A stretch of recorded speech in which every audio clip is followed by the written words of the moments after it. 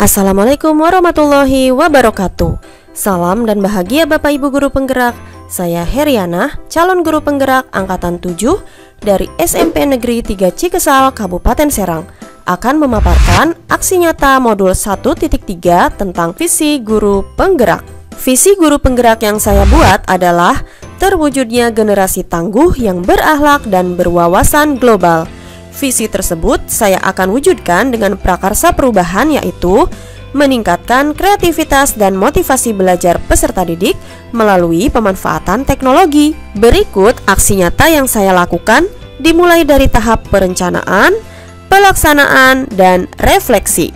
Di tahap perencanaan, saya terlebih dahulu berkonsultasi dengan kepala sekolah dan rekan sejawat yang mengampu mata pelajaran yang sama, yaitu pelajaran IPA. Saya pun berkolaborasi dengan rekan sejawat yang ahli di bidang IT untuk berbagi pengalamannya mengenai model atau metode pembelajaran yang tepat yang memanfaatkan teknologi untuk meningkatkan kreativitas dan motivasi belajar peserta didik. Selanjutnya, di tahap pelaksanaan, peserta didik melakukan kegiatan pembelajaran menggunakan smartphone yang dimilikinya secara berkelompok. Di akhir kegiatan pembelajaran, saya memberi penugasan secara berkelompok membuat video singkat terkait dengan materi pelajaran yang telah diajarkan. Video yang mereka buat dapat menggunakan aplikasi apapun yang mereka inginkan. Berikut adalah hasil tugas kelompok yang mereka buat.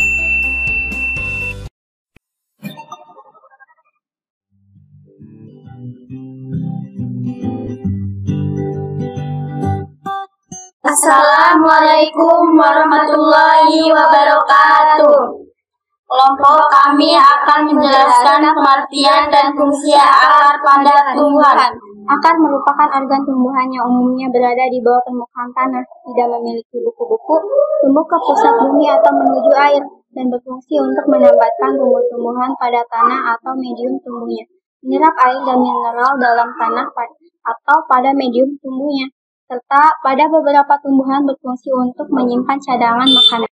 Akar tersusun atas epidermis, korteks, dan cilindris pusat.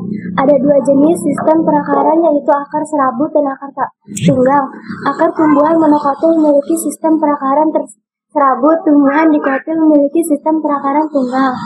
Adapun beberapa fungsi akar yaitu: 1. Memperkuat berdirinya batang tumbuhan. 2. Menyerap air dan mineral dari dalam tanah. 3. Untuk menyimpan cadangan makanan pada tumbuhan ubi-ubian, misalnya singkong, ubi, talas, kentang, wortel, dan sejenis. Akar seperti ini akan menjadi besar dan menggelembung sebagai tempat menyimpan makanan. Pada akarnya tersimpan makanan yang bisa kita konsumsi.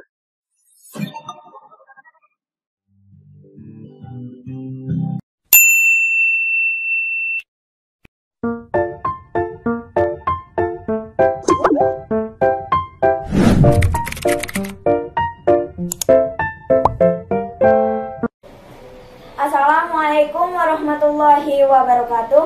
Halo teman-teman semua. Perkenalkan, nama saya Khadijah dan teman-teman saya bernama Siti Oti, Rizka Rahmawati, Tasya Amelia. Kami dari kelas 8B ingin menjelaskan tentang pelajaran IPA di semester 1 dari bab 2. Salah satunya tentang pesawat sederhana. Contoh jenis tuas ke-1 adalah gunting. Gunting termasuk jenis tuas ke-1 karena letak titik tumpu berada di tengah-tengah, di antara titik beban dan titik kuasa. Selain contoh gunting adalah pemotong kuku, jungkat-jungkit, etang, dan palu. Contoh jenis tuas kedua adalah gerobak, karena letak beban berada di tengah-tengah, di antara titik tumpu dan titik kuasa. Selain contoh jenis tuas kedua gerobak adalah alat pemotong kertas, alat pemecah kacang, dan pembuka tutup botol. Contoh jenis tuas ketiga adalah pinset. Pinset tersebut memiliki tuas kuasa yang berada di tengah-tengah, di antara titik tumpu dan titik beban. Selain pinset adalah fitroti, skop, hektar, dan pancingan. Jenis pesawat sederhana yang kedua adalah bidang miring. Contohnya adalah tangga, papan yang dimiringkan, jalan yang berkelok-kelok di pegunungan, skrup, kampak, dan pisau. Jenis pesawat sederhana yang ketiga adalah katrol. Katrol adalah pesawat sederhana yang berbentuk roda dan bergerak berputar pada porosnya. 3 jenis katrol adalah: yang pertama, katrol tunggal atau tetap; yang kedua, katrol tunggal bergerak bebas; dan yang terakhir adalah katrol majemuk atau berganda. Jenis pesawat sederhana yang keempat adalah roda berporos, misalnya seperti gerobak, kursi roda, sepatu roda, sepeda, dan rantai.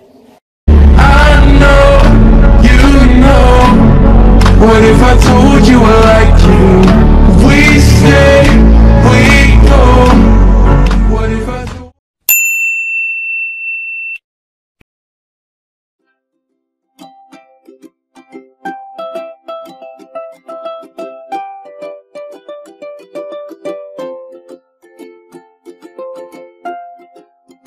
Assalamualaikum warahmatullahi wabarakatuh. Kami dari kelas 8C akan mendiskusikan sistem pencernaan manusia. Sistem pencernaan merupakan serangkaian jaringan organ yang memiliki fungsi untuk pencernaan makanan. Makanan tersebut akan diproses secara mekanik ataupun secara kimia. Pencernaan secara mekanik yaitu pencernaan yang terjadi di dalam lambung yang melibatkan gerakan fisik dalam tubuh. Organ pencernaan antara lain: 1. Mulut. Pada mulut terjadi pencernaan secara mekanik dan kimiawi. Di dalam mulut terdapat lidah, gigi, dan kelenjar. Lidah berfungsi untuk membantu saat menelan makanan. Gigi pada manusia memiliki 3 jenis, yaitu gigi seri, gigi taring, dan gigi geraham. Gigi seri untuk memotong makanan, gigi taring untuk mengoyakkan makanan, sedangkan gigi geraham untuk mengunyah makanan. Gigi dan lidah saling bekerjasama untuk melakukan pencernaan secara mekanik. Pencernaan kimiawi pada mulut dibantu oleh enzim pteilin atau amilase yang berasal dari kelenjar ludah. Enzim ini berfungsi untuk memecahkan makanan berupa karbohidrat atau ambilum menjadi maltosa. Kerongkongan atau esofagus. Makanan yang telah dicerna di dalam mulut akan bergerak masuk ke dalam kerongkongan.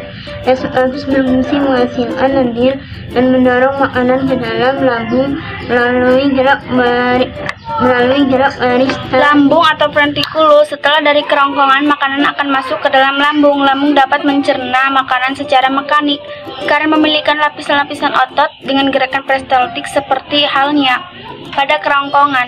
Sel kelenjar pada lambung dapat memproduksi hormon gastrin yang berperan dan merangsang dinding lambung agar menyekresikan getah lambung. Getah lambung terdiri atas asal klorida, enzim pencernaan atau pepsin, renin, dan lipase. Di tahap refleksi, saya mencari tahu apa kelebihan dan kekurangan metode pembelajaran yang saya lakukan agar dapat diperbaiki pada pembelajaran selanjutnya. Demikian aksi nyata ini saya buat. Semoga dapat meningkatkan kreativitas dan motivasi belajar peserta didik. Terima kasih, salam dan bahagia. Wassalamualaikum warahmatullahi wabarakatuh.